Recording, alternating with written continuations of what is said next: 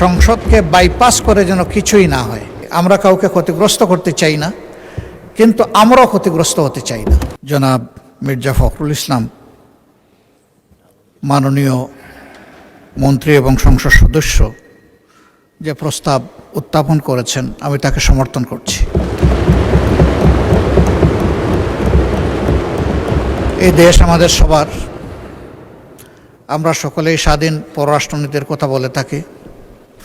আমরা সত্যিকার অর্থেই একটা স্বাধীন পররাষ্ট্রনীতি দেখতে চাই, বাস্তবায়ন করতে চাই। এই ক্ষেত্রে বিরোধী দল হিসাবে আমাদের যেটুকু করণীয়, আমরা সরকারকে আশ্বস্ত করছি যে আমরা সকল সহযোগিতাই করব। সব কিছুর উপরে আমাদের প্রিয় দেশ, যে দুটি দেশ সফরের মধ্য দিয়ে তার সরকারি সফর শুরু হলো, দুটি দেশই আমাদের দীর্ঘদিনের বন্ধু এবং তারা পরীক্ষিত বন্ধু। তবে এটি ঠিক যে বাংলাদেশ একটা ইম্পোর্ট বেসড কান্ট্রি। আমাদের এক্সপোর্টের চেয়ে ইম্পোর্ট অনেক বেশি, ব্যবধানটা অনেক বড়। আমাদের এক্সপোর্টের মূল দুইটা খাত, একটা হচ্ছে রফতানি, আমরা যেটা আরএমজিতে করে থাকি, আর একটা আমাদের ম্যান পাওয়ার, আমি রপ্তানি বলি না, তাদেরকে আমরা পাঠিয়ে থাকি। এটাকে ডাইভার্সিফাই করার যথেষ্ট সুযোগ আমাদের রয়েছে। তার জন্য দরকার শর্ট, মধ্য এবং দীর্ঘমেয়াদী প্ল্যান।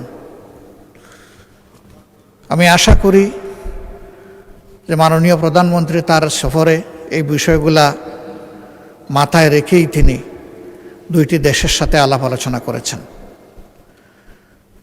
যেহেতু আমরা সংসদীয় গণতন্ত্রের রাজনীতিতে আছি, খুবই ভালো হয় স্বচ্ছতা এবং জবাবদিহিতার স্বার্থে, জনগণের স্বার্থে বিদেশের সাথে যতগুলো মৌলিক চুক্তি সম্পাদিত হবে সেগুলাই সংসদে নিয়ে আসা। এই 350 মানুষই কিন্তু 18 কোটি মানুষ বা 20 কোটি মানুষের প্রতিনিধিত্ব করছেন। তারা যখন জানবেন, তখন এর মধ্য দিয়ে সরকার এবং জনগণের সাথে সেতুবন্ধন তৈরি হবে। এটা আমরা সবাই বলি, সবাই চাই যে আমাদের রিলেশন হবে মিউচুয়াল রেসপেক্ট এবং ইকুইটির ভিত্তিতে। আমি আশা করি তিনি সেই সতর্কতা অবলম্বন করেছেন। আমি এও আশা করি যে আমাদের স্বাধীন ফরেন পলিসিতে কেউ হস্তক্ষেপ করুক, এটা আমরা কখনো মেনে নেব না। দেশের স্বার্থ আগে, তারপরে অবভিয়াসলি কারো সাথে আমাদের চুক্তি যাই হোক, সেটা হবে মিউচুয়াল ইন্টারেস্টের ভিত্তিতে। আমরা কাউকে ক্ষতিগ্রস্ত করতে চাই না, কিন্তু আমরাও ক্ষতিগ্রস্ত হতে চাই না। এই ভারসাম্যটা রক্ষা করেই আগামীর পলিসি যেন পরিচালিত হয়। আমি মাননীয় প্রধানমন্ত্রীর সুস্বাস্থ্য এবং দীর্ঘায়ু কামনা করছি এবং তার সরকারের সফলতাও কামনা করছি। শুধু এতটুকু যে এই সংসদ যেন সকল কর্মকাণ্ডের মূল কেন্দ্রবিন্দু হয়। সংসদকে বাইপাস করে যেন কিছুই না হয়, সব কিছু হোক সংসদের ভিতরে। এই সংসদ আলো ছড়াক। আগামী দিনে জনগণ, সরকারি দল, বিরোধী দল সকলের কার্যক্রমকে তাদের অ্যাকাউন্টে নিয়ে তারাই তাদের সিদ্ধান্ত নেবে।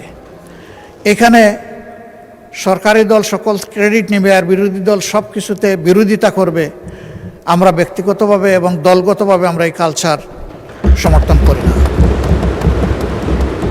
সরকারি দলকেও বিরোধী দলকে সম্মান করতে হবে, আর বিরোধী দলেরও দায়িত্ব থাকবে দেশ গঠনে তার জায়গা থেকে যথাযথ ভূমিকা রাখা।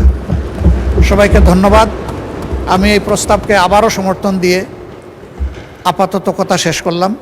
আল্লাহ হাফিজ। আসসালামু আলাইকুম রহমতুল্লাহ।